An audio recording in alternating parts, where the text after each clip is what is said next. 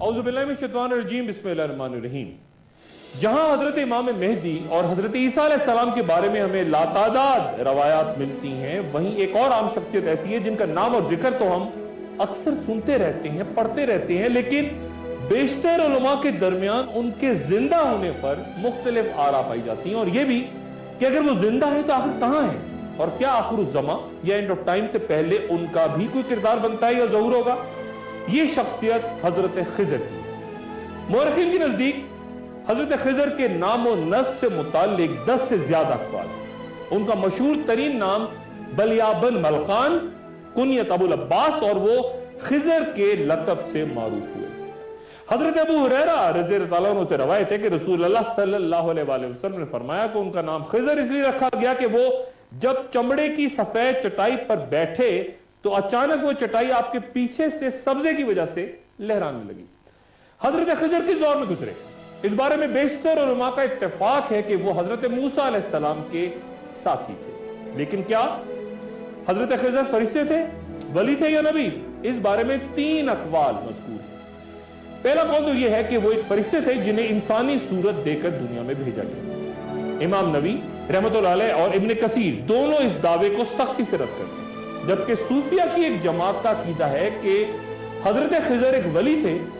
जनाबला में से अबू अली बिन इब्न मूसा रहमतुल्लाह अलैह और अबू बकर अब्बारी रहमतुल्लाह अलैह का यही अकीदा है, और उनके नजदीक सूरह कहफ में हजरत खिज़र और मूसा अलैहिस्सलाम का जिक्र करदा वाक़या उनके अकीदे की दलील है। कई अफराद अक्सर अपने ज़ौम में नाउज़ुबिल्लाह वली को नबी या साहबा से बड़ा दर्जा देते हैं, और ऐसा ही हकीम तिरमिज़ी ने जब अपनी किताब खत्मुल औलिया में कहा तो औलिया कराम के, और लिखा ये उन्होंने कि औलिया कराम के आखिर में एक ऐसा वली आएगा जो साहबा कराम से अफजल होगा, तो उस पर तमाम मुसलमानों ने, तमाम उलमा ने इस तहरीर पे उन्हें शहर से बाहर निकाल दिया।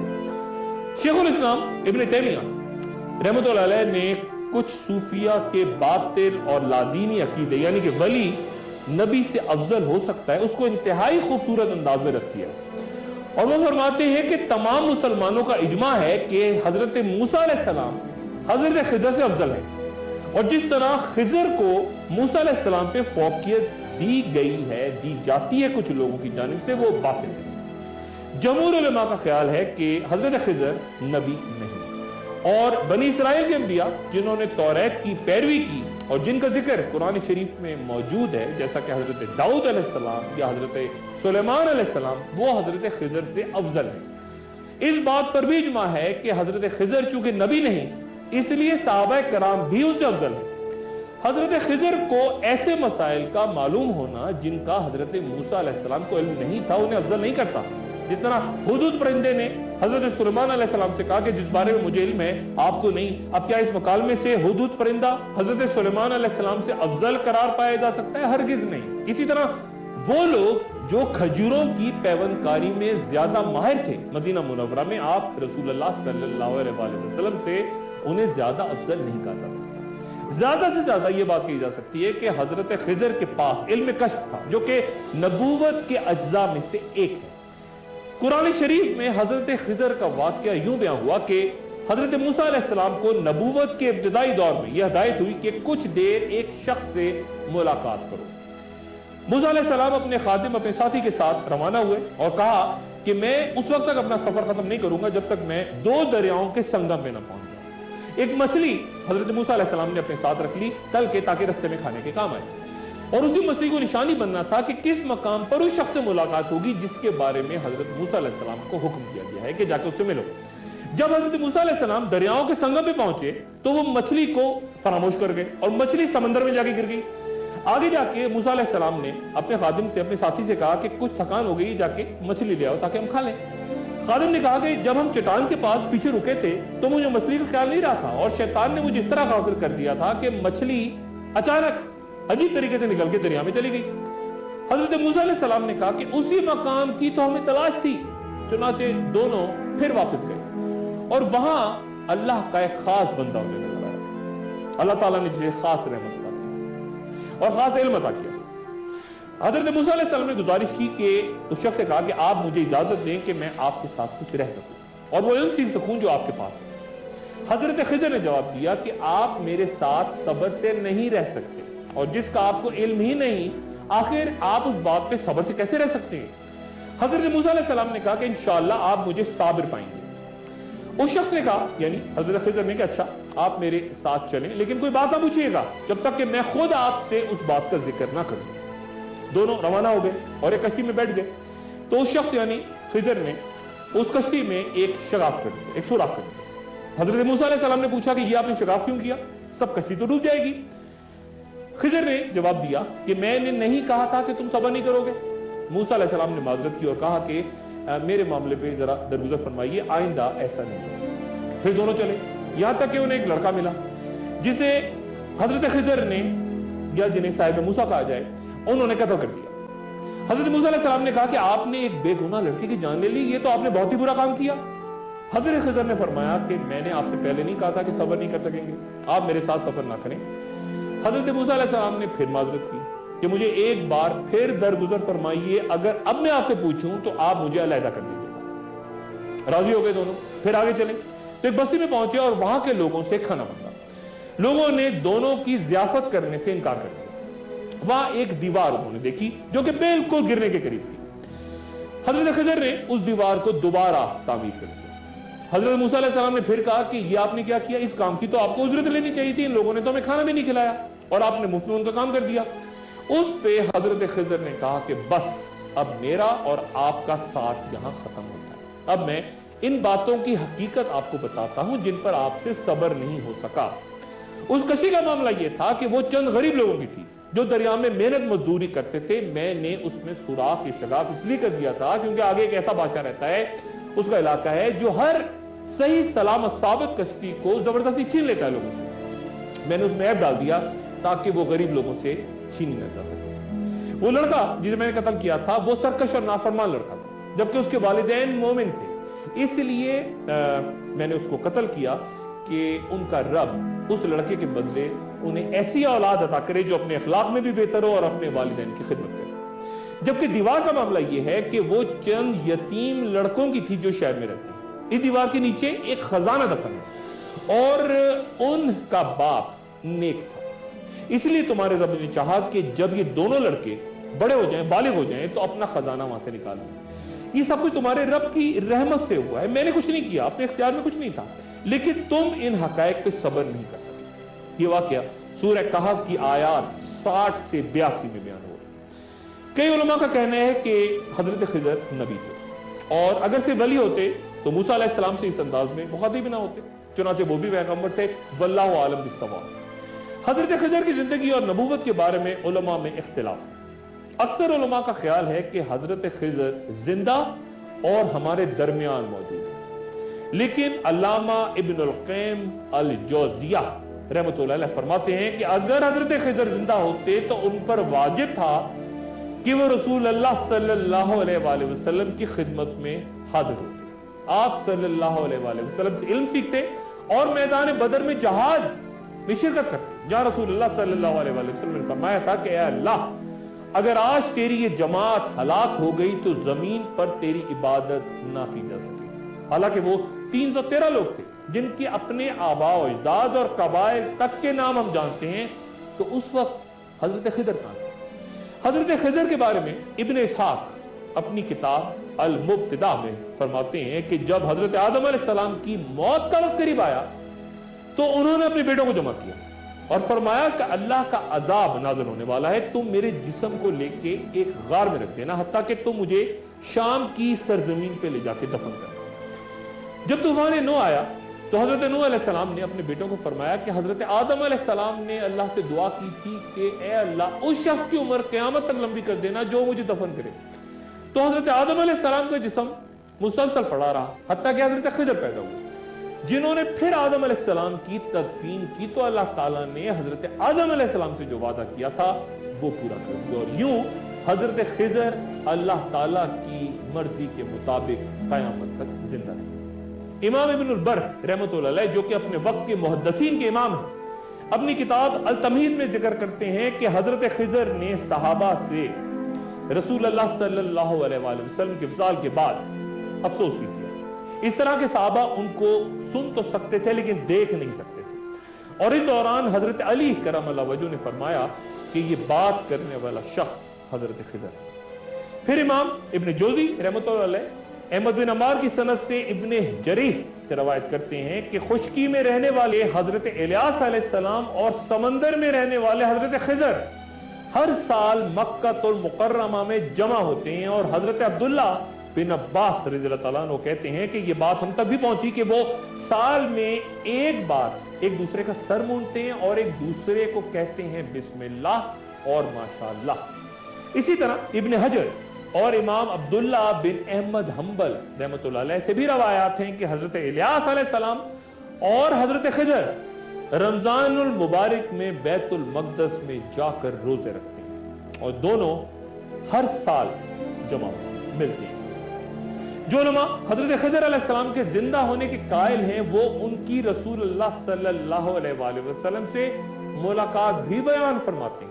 मसलन इमाम इब्न अदी रहमतुल्लाह अलैह अपनी किताब अल कामिल फी सना रजाल में जिक्र करते हैं कि एक रोज रसूलुल्लाह सल्लल्लाहु अलैहि वसल्लम मस्जिद में थे तो आपने शख्स की आवाज सुनी जो कि कह रहा था कि अल्लाह तूने मुझे जिस बात से डराया है उस निजात दिलाने वाली बात पर मेरी मदद फरमा।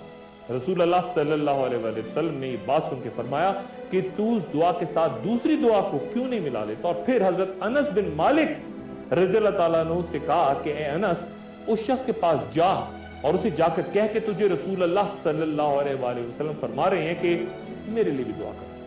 हजरत अनस जब उस शख्स के पास पहुंचे तो बयां करते हैं कि उस शख्स ने कहा कि ए अनस तू मेरे पास रसूलुल्लाह सल्लल्लाहु अलैहि वसल्लम का कासिद है, वापिस जाके रसूलुल्लाह सल्लल्लाहु अलैहि वसल्लम से कह दे कि जिस तरह अल्लाह ताला ने रमजानुल मुबारक को तमाम महीनों पे फजीलत दी है उसी तरह आप सल्लल्लाहु अलैहि वसल्लम की उम्मत को भी तमाम उम्मतों पर फजीलत दी है। इस पर लोगों ने गौर से देखना शुरू किया कि बात करने वाला शख्स कौन है तो देखा कि वो हजरत खिज़र। अल हाफिज अबू अब्दुल्ला मोहम्मद बिन मुस्लिम राजी अपनी किताब में एक रवायत यूं बयान करते हैं कि मैं एक रोज हजरत उमर बिन अब्दुल अजीज के पास बैठा हुआ था और वहां एक बुजुर्ग शख्स बैठे उनसे बात कर रहे थे, लेकिन बाद में मैंने उन्हें नहीं देखा। मैंने खलीफा से पूछा कि या अमीरुल मोमिनीन मैंने एक बुजुर्ग शख्स को आपसे गुफ्तगू करते हुए देखा था। तो हजरत उमर बिन अब्दुल अजीज ने फरमाया कि वो मेरे भाई खिज़र थे। वो अक्सर मेरे पास आते हैं और मुझे बहुत कुछ समझाते हैं, मेरी इस्लाह करते हैं और मुझे दुरुस्त करते हैं। गोया उलमा के नजदीक आज भी इस बात पे इख्तलाफ है कि हजरत खिज़र जिंदा हैं या वफात पा चुके, और ये भी कि वो पैगंबर या नबी या वली। अकाबरीन के दरमियान इस बात पर भी इख्तलाफ है कि हजरत खिज़र का हसन नसब क्या। हाफिज इब्न असाकर रहमतुल्लाह अलैह के मुताबिक हजरत खिज़र हजरत आदम अलैहिस्सलाम के सगे बेटे, जबकि अलामा इब्न जोजी के मुताबिक खिज़र मिस्र के बादशाह फिरौन के बेटे, वही फिरौन जिसकी जानिब हजरत मूसा अलैहिस्सलाम को भेजा गया था और उनका ताल्लुक बनी इसराइल से। जो उलमा हजरत खिज़र के जिंदा होने का बयान फरमाते हैं वो तमाम आम वाक़ियात बशमूल रसूलुल्लाह सल्लल्लाहु अलैहि वसल्लम के दौर में ग़ज़वात में भी हजरत खिज़र की मौजूदगी के कायल हैं, लेकिन ये कि वो आम लोगों को नजर नहीं आते। ये बात भी बयान की जाती है कि हजरत खिज़र आबादी और शहरी इलाकों से दूर रहते हैं, वीरानों में कहीं उनका ठिकाना है, और वो ऐसे लोगों के दरमियान हैं जिनके अहवाल से हम आम लोग वाकिफ हैं, दुनिया उन्हें नहीं जानती, और वो उनकी रहनुमाई फरमाते हैं। वल्लाहु आलम बिस्सवाब। हजरत अब्दुल रज़्ज़ाक़ रहमतुल्लाह अलैह बयान फरमाते हैं कि हजरत अबू सईद हदरी रहमतुल्लाह अलैह से रवायत है कि हमें रसूलुल्लाह सल्लल्लाहु अलैहि वसल्लम ने तवील हदीस बयान फरमाई, और उस हदीस के दौरान आपने फरमाया कि दज्जाल आएगा और मदीने की हदूद में उसका दाखिला हराम होगा। उसकी जानिब एक शख्स बढ़ के गवाही देगा कि तू ही वो दज्जाल है जिसकी खबर रसूलुल्लाह सल्लल्लाहु अलैहि वसल्लम ने भी दी। उस पर दज्जाल कहेगा कि देखो तो सही, अगर मैं शख्स को कत्ल करने के बाद फिर जिंदा कर दूंगा तो क्या तुम सारे लोग मुझे मान जाओगे, कोई शक तो नहीं होगा मेरे ऊपर। वो शख्स दज्जाल के हाथों कत्ल हो जाएगा और दज्जाल उस शख्स को कत्ल करने के बाद दोबारा जिंदा करेगा और कहेगा कि अब तू मेरा साथ दे, जिसमें वो शख्स कहेगा कि आज अल्लाह की कसम मुझे पूरा यकीन हो गया कि तू झूठा है, तू ही दज्जाल है, और मैं किसी सूरत तुझे नहीं मानूंगा और हर सूरत तुझसे लड़ूंगा। اس میں دجال تیش میں آ کے دوبارہ اس شخص کو قتل کرنے کی کوشش کرے گا، لیکن اس بار وہ ناکام ہو جائے گا۔ آخر الزمان یعنی اینڈ آف ٹائمز کے حتمی مارکوں کے دوران مدینہ کی حدود کے باہر دنیا کے سامنے ظاہر ہو کے دجال کو للکارنے والی یہ شخصیت حضرت خضر کی ہوگی۔ لیکن صرف حضرت خضر کے ہی نہیں، متعدد علماء ایک اور پیغمبر کے بھی دنیا میں موجود ہونے کے دلائل دیتے ہیں جن کا ذکر قرآن مجید میں یوں بیان ہوا، اور بے شک الیاس پیغمبروں میں سے ہیں۔ یاد کرو جب انہوں نے اپنی قوم سے فرمایا تھا کہ کیا تم نہیں ڈرتے اللہ سے، اور کیا تم بول کو پکارتے ہو اور سب سے بہتر پیدا کرنے والے کو چھوڑ دیتے ہو؟ اللہ ہی تمہارا اور تمہارے باپ داداؤں کا پروردگار ہے۔ لیکن انہوں نے الیاس کو جھٹلایا تو بے شک وہ لائے جائیں گے پکڑے ہوئے جہنم میں، بجز ان کے جو اللہ کے خاص بندے ہیں۔ اور ہم نے بعد کے لوگوں میں الیاس کا ذکر باقی رکھا، الیاس پہ سلام ہو، بے شک ہم نیکوکاروں کو اسی طرح بدلہ دیا کرتے ہیں، بے شک وہ ہمارے مومن بندوں میں سے ہے۔ ان آیات میں بول کا لفظ استعمال ہوا، یہ مشرق میں آباد قوموں کا سب سے مقبول بت تھا، بہت بڑا بت۔ کئی مورخین کے مطابق حجاز کا مشہور بت حبل بھی دراصل یہی بول تھا۔ اس بت کی خدمت کے لیے 400 خادم تھے اور یہ 20 فٹ بڑا تھا اور خالص ہونے سے بنا ہوا تھا۔ حضرت الیاس علیہ السلام کو جب حکم ہوا کہ وہ اپنی قوم کو بت پرستی سے روکیں تو وہ سامریہ پہنچے، جو کہیں آج دنیا کے نقشے پہ موجود نہیں وہ علاقہ۔ لیکن آج جہاں لبنان کا شہر بالبک کھنڈرات کی صورت موجود ہے، کبھی یہاں پر وہ بستی اور قوم آباد ہوا کرتی۔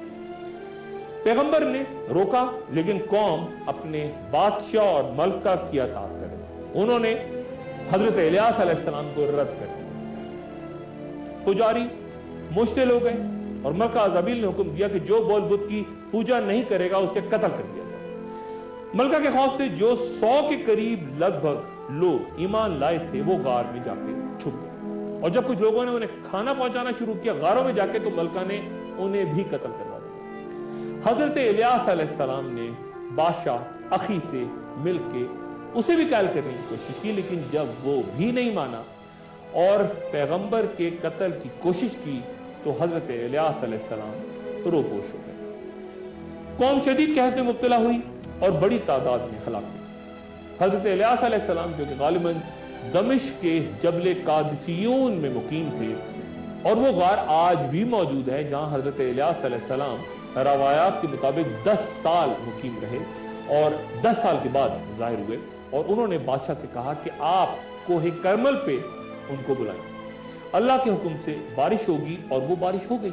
لیکن ملکہ عزابیل نے بادشاہ سے پھر اختلاف کیا اور ایمان لانے والے پجاریوں کو قتل کروا کے حضرت الیاس علیہ السلام کو ملک چھوڑنے کا حکم دے دیا۔ حضرت الیاس علیہ السلام بالبک شہر سے کوہ حرب کی طرف چلتے رہے یہاں تک کہ کسی جنگل میں جا کے ان کی منزل ختم ہو گئی، اور وہاں حضرت الیاس علیہ السلام ایک درخت کے نیچے سو گئے۔ اب وہ وجہ جس کے باعث میں نے اس مرحلے پہ حضرت الیاس علیہ السلام کا قصہ بیان کیا، جہاں کچھ علماء کے مطابق حضرت الیاس علیہ السلام کا وہیں انتقال ہو گیا تھا جہاں وہ سوئے تھے درخت کے نیچے، اور وہ شہر بالبک میں ہی کہیں مدفون ہے۔ حضرت کعب رضی اللہ عنہ فرماتے ہیں کہ اس وقت 4 انبیاء کرام زندہ ہیں، 2 زمین پر یعنی حضرت الیاس علیہ السلام اور حضرت خضر، جبکہ 2 آسمانوں پر، ایک حضرت عیسیٰ علیہ السلام کے ساتھ آسمان ہے، ایک اور نہیں۔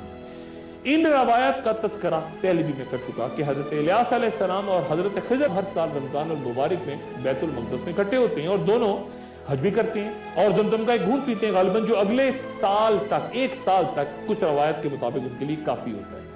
علماء کے اس بات پہ بھی آپس میں اختلاف ہے کہ حضرت خضر کی طرح حضرت الیاس علیہ السلام نے بھی رسول اللہ صلی اللہ علیہ وآلہ وسلم سے ایک سفر کے دوران ملاقات کی تھی، اور ان کا قد 300 گز بیان ہوتا ہے، اور اس واقعے کے راوی حضرت انس بن مالک رضی اللہ عنہ۔ کیا حضرت عیسیٰ علیہ السلام اور حضرت امام مہدی کے علاوہ اور بھی بڑی برگزیدہ شخصیات ہیں جن کا آخر الزمان میں کردار بیان ہوتا ہے؟ ایک وقت اور رکھنے کے بعد دوبارہ حاضر ہوتا ہے۔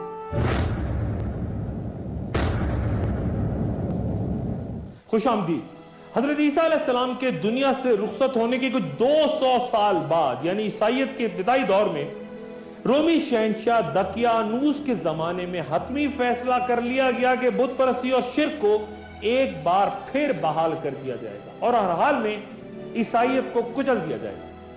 اسی دوران بادشاہ کو خبر ملتی ہے کہ چند نوجوانوں نے دوبارہ عیسائیت قبول کر لی ہے، تو وہ شدید غصے میں آ کے ان نوجوانوں کو دربار میں بلاتا ہے اور انہیں سخت ترین سزا دینے سے پہلے ایک موقع سوچنے کا چند روز کی صورت دیتا ہے اور کہتا ہے کہ وہ خوب غور کر لیں یہ نوجوان اور پھر دربار میں واپس آ کر اپنے گناہوں کی معافی مانگیں۔ آپس میں مشورہ کرتے ہیں کہ کیا کریں اور خاموشی سے اس کے بعد کسی خفیہ مقام پہ چلے جاتے ہیں تاکہ بادشاہ کے غضب سے محفوظ ہو کے عبادت کر سکیں۔ فیصلہ ہوتا ہے کہ چھپنے کی بہترین جگہ ایک غار ہے اور جب وہ وہاں داخل ہوتے ہیں تو اللہ تعالیٰ ان پر نیند طاری کر دیتا ہے اور وہ خواب کی حالت میں کروٹیں بھی بدلتے رہتے ہیں۔ غار اندر سے بہت کشادہ ہے اور اس میں بہت سے سوراخ بھی ہیں جن سے تازہ ہوا اندر تو آتی ہے لیکن دھوپ اندر نہیں آ سکتی، صرف اتنی روشنی کہ وہ نہ زیادہ غار کے اندر تاریکی پھیلائے کہ کچھ نظر آ سکے اور نہ ہی اتنی تیز روشنی کہ ہر طرف روشنی اجالا ہے۔ نوجوان اندر غار میں سوتے رہتے ہیں اور ان کا وفادار کتا غار کے باہر اس طرح بیٹھا رہتا ہے کہ پہاڑوں میں اس غار کے آس پاس سے گزرنے والے لوگ ڈر کے کتے سے گھبرا کے ادھر ادھر نکل جاتے ہیں۔ کتے کے گھرانے پہ وہ بھاگنے میں ہی اپنی عافیت سمجھتے ہیں۔ وقت گزرتا ہے، گھنٹے، دن، ہفتہ، مہینہ، سال، باہر دنیا بدل جاتی ہے، زمانہ بدلتا ہے، انقلاب آ جاتے ہیں اور شہری عیسائیت کے آغوش میں آ کر دوبارہ محفوظ ہو جاتے ہیں۔ یہ نوجوان پھر حکم الہی سے بیدار ہوتے ہیں، سرگوشیاں کرتے ہیں اور ایک دوسرے سے پوچھتے ہیں کہ کتنی دیر سوئے۔ ایک کہتا ہے کہ شاید دن کا کچھ حصہ، دوسرا کہتا ہے کہ نہیں پورا دن۔ پھر ان میں سے ایک نوجوان کہتا ہے کہ ہم میں سے کوئی ایک باہر جا کے ذرا شہر سے کھانا تو لیا ہے۔ تو یہ لوگ کچھ سکے لے کے باہر بازار کی طرف نکلتے ہیں لیکن بہت احتیاط کے ساتھ کہ کہیں پکڑے نہ جائیں، کیونکہ بادشاہ تو بہت ظالم ہے اور جسے چھپ کے یہ غار میں جا کے سوئے تھے لازماً یہ سب کو قتل کر دے گا۔ ان نوجوانوں میں سے ایک سکہ لے کے جب بازار جاتا ہے تو حیران ہو جاتا ہے کہ ایک نیا منظر، ایک نئی دنیا اس کے سامنے ہے، نئے آدمی، بالکل نیا بازار، نئی دکانیں، نئی عمارتیں، نئے طور طریقے۔ ڈرتے ڈرتے وہ ایک باورچی کی دکان پہ پہنچ کے اسے سامان لیتا ہے اور جب سکہ پیش کرتا ہے، قدیم سکہ، تو بات اچانک بازار میں پھیل جاتی ہے، افراتفری پھیل جاتی ہے اور لوگ گروہوں کی شکل میں اس شخص کے ارد گرد جمع ہو جاتے ہیں اس کی زیارت کے لیے اور پھر ضد کر کے اس کے ساتھ اس غار کی طرف روانہ ہوتے ہیں تاکہ اس کے دوستوں، اس کے ساتھیوں کی زیارت بھی کر سکیں۔ اہل غار جب اتنا بڑا ہجوم اپنی طرف آتے دیکھتے ہیں تو گھبرا کے کہتے ہیں کہ شاید ہم پکڑے گئے، یہ تو بادشاہ کے لوگ ہیں، سپاہی ہیں۔ لیکن پھر جب وہ لوگ پہنچتے ہیں، سارا ہجوم پہنچتا ہے تو انتہائی احترام سے ان نوجوانوں کو شہر لے کے آتا ہے کہ انہوں نے انتہائی استقامت کا مظاہرہ کرتے ہوئے عیسائیت چھوڑنے سے انکار کیا اور اب عوام کے دلوں میں ان کا انتہائی اعلیٰ مقام ہے۔ چنانچہ لوگوں نے اصرار کیا کہ ان نوجوانوں کو شہر میں کوئی ایسا بڑا کردار ادا کرنا چاہیے کہ وہ عوام کو اپنی قیادت سے کوئی فائدہ پہنچائے، وہ حکومت کریں، رہنمائی کے فرائض سنبھالیں، لیکن یہ نوجوان کسی بھی صورت آمادہ نہیں ہوتے اور اپنی زندگی کا باقی حصہ اسی غار میں جا کے گزارتے۔ حضرت عبداللہ بن عباس رضی اللہ عنہ سے روایت ہے کہ قریش نے مدینہ کے یہودیوں سے کہا کہ وہ دین موسوی کے چند ایسے سوالات بتائیں جو رسول اللہ صلی اللہ علیہ وسلم سے پوچھ کے ان کا امتحان لے سکیں۔ تو یہودیوں نے قریش سے کہا کہ رسول اللہ صلی اللہ علیہ وسلم سے 3 امور کے بارے میں دریافت کریں، حساب کہف، ذوالقرنین اور روح۔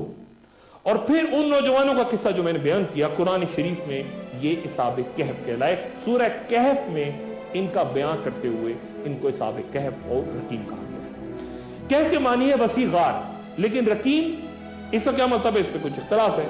چند علماء رقیم سے مراد کچھ لکھی ہوئی شے، جبکہ کچھ کے نزدیک یہ وہ پہاڑی تھی جس غار میں یہ لوگ مقیم تھے، یا پھر اس وادی کا نام جس کے کھنڈرات ایشیائی کوچک کے شہر ایفیسس کے نزدیک پائے جاتے ہیں، ترکی کی بندرگاہ ازمیر سے کچھ 60 کلومیٹر جنوب میں۔ یہاں डायना देवी का मंदिर दुनिया के 7 कदीम अजूबों में शुमार होता है और यहां सेंट पॉल या पोलोस और सेंट जॉन यानी यूहन्ना भी मुकीम रहे।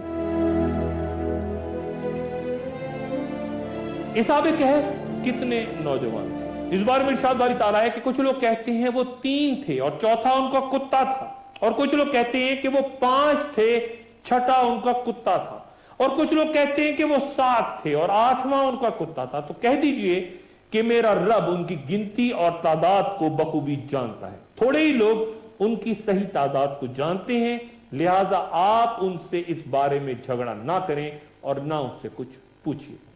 सूरह कहफ कुरान शरीफ की उन सूरतों में से है जिनमें कई भेद व असरार और रमूज पोशीदा हैं। मसलन किस्सा हिसाब कहफ और यकीन, हजरत मूसा अलैहिस्सलाम का इल्म हासिल करने के लिए खिजर के साथ सफर और हजरत जुल्करनैन का तज़किरा। आखिर ज़मां यानी वक्त के खात्मे की बहुत सी अलामात हमें इसी सूरह मुबारक सूरह कहफ में मिलती है। और एक और हदीस के मुताबिक रसूल अल्लाह सल्लल्लाहु अलैहि वसल्लम ने फरमाया कि जो कोई भी दज्जाल के दौरे फितने में मौजूद हो तो वो सूरह कहफ की इब्तिदाई आयात तलावत करे। ये उसके लिए बिल्कुल वैसी ही अमन और सुकून की अलामत साबित होंगी जिस तरह आग हजरत इब्राहीम अलैहिस्सलाम के लिए सलामती और फरत बख्श बन गई थी। सूरह कहफ में पिना इसरार और रमूज पर तो आइंदा बात होगी, लेकिन पिछली गुफ्तगू में जहां मैंने इमाम मेहदी का जिक्र किया था तो यह भी बयान किया था कि जहां अहले बैत के मुताबिक इमाम मेहदी पैदा होंगे, वहां यह भी बयान किया था कि अहले तशी के मुताबिक इमाम मेहदी की विलादत हो चुकी है और वो किसी नामालूम मकाम पर गैबत कुबरा में मौजूद है और एक मखसूस वक्त पे वो हिक्म इलाही के बाद जाहिर होंगे।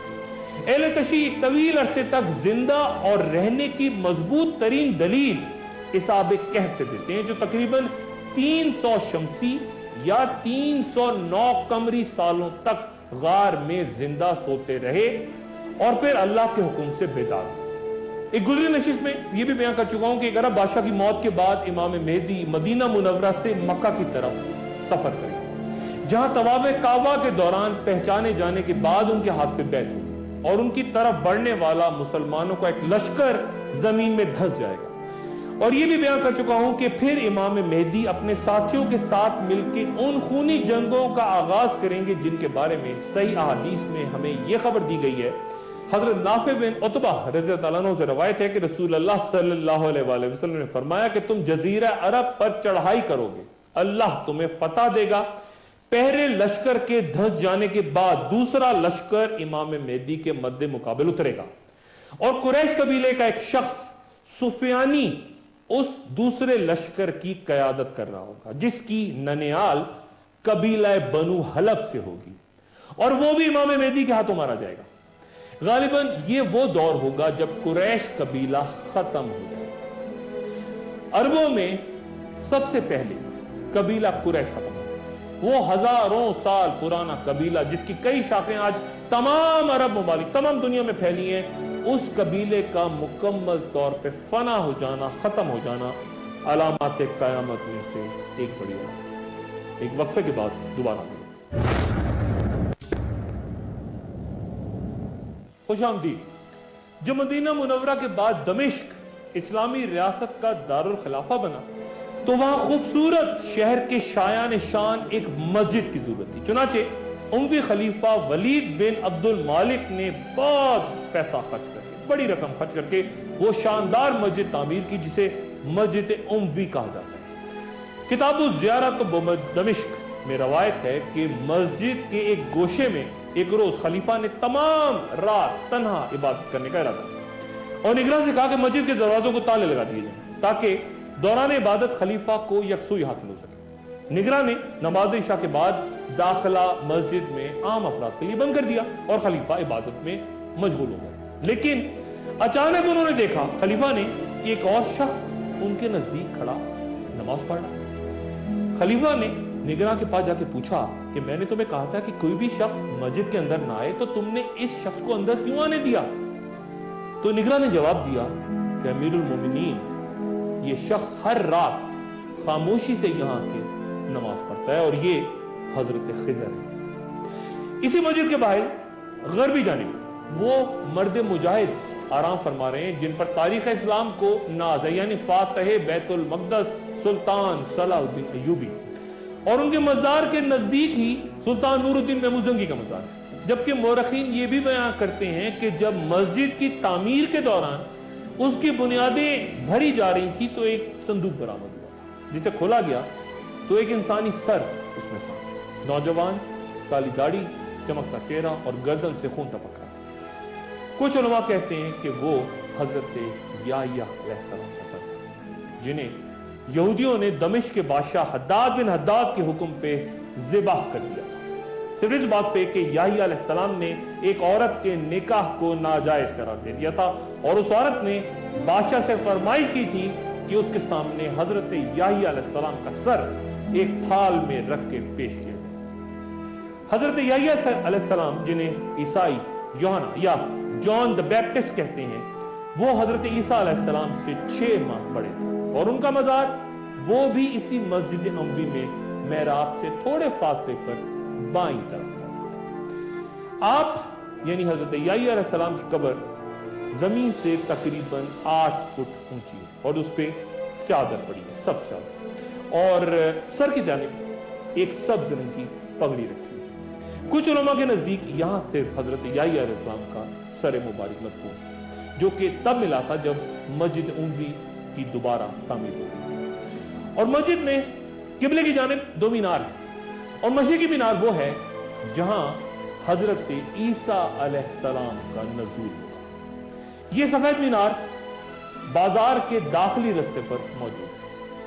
حضرت عیسیٰ علیہ السلام کے نزول کے وقت ان کی عمر 33 سال ہوگی، کیونکہ جب رومی حکمراں کے کہنے پہ عیسیٰ علیہ السلام کو سرعام کوڑے لگانے کے بعد شدید تشدد کرتے ہوئے پہاڑ پہ لے جایا گیا تھا، اور حضرت عیسیٰ علیہ السلام صرف یہ دعا کرے تھے کہ یا اللہ مجھے ان لوگوں سے بچا، اور یہ بنی اسرائیل جن پر لاتعداد پیغمبر بھیجے گئے تھے، یہ ان کے آخری نبی کی دعا تھی جو اللہ تعالیٰ نے قبول فرمائی۔ اور جیسا کہ اللہ تعالیٰ فرماتے ہیں کہ حالانکہ فی الواقع انہوں نے نہ اسے یعنی انہیں قتل کیا اور نہ ہی صلیب پہ چڑھایا، بلکہ ان کے لیے معاملہ مشتبہ کر دیا۔ اور مسلمان علماء کا اتفاق ہے اس بات پہ کہ جب حضرت عیسیٰ علیہ السلام کو صلیب تک لے جایا جا رہا تھا تو ان کی مخبری کرنے والے حواری شاگرد اس کی شکل بالکل حضرت عیسیٰ علیہ السلام کی طرح کر دی گئی، سوری دے دی گئی تھی اس شخص کو، اور حضرت عیسیٰ علیہ السلام کو اللہ تعالیٰ نے آسمان پر زندہ اٹھا لیا تھا۔ اس وقت حضرت عیسیٰ علیہ السلام کی عمر 33 سال تھی، اور جب دوبارہ وہ اس مسجد نبوی دمشق کے مینار پہ جلوہ افروز ہوں گے تو 33 سال کی عمر ہوگی۔ آپ کی آمد کے وقت فجر کی نماز کی اقامت ہو چکی ہوگی، اور اسی مسجد میں موجود امام مہدی نماز پڑھانے کے لیے آگے بڑھ چکے ہیں، اور تب وہ اچانک پلٹ کے حضرت عیسیٰ علیہ السلام سے مخاطب ہو کے کہیں گے کہ اے روح اللہ آگے بڑھیے اور ہمیں نماز پڑھائیں۔ علامہ ابن کثیر فرماتے ہیں کہ حضرت عیسیٰ علیہ السلام جواب دیں گے کہ نہیں، آپ یعنی امام مہدی نماز پڑھائیں، یہ اقامت آپ کے لیے ہی کہی گئی۔ اہم سوال یہ کہ تمام انبیاء کرام میں سے حضرت عیسیٰ علیہ السلام کے ہی دوبارہ نزول اور پھر ان کے نماز سے امامت کے انکار کی کیا وجہ سے؟ اگلی نشست میں گفتگو جاری رہے گی۔ اپنا دوست اور رشتہ داروں، گرد و نواح کے لوگوں کا سفر خیال رکھیے۔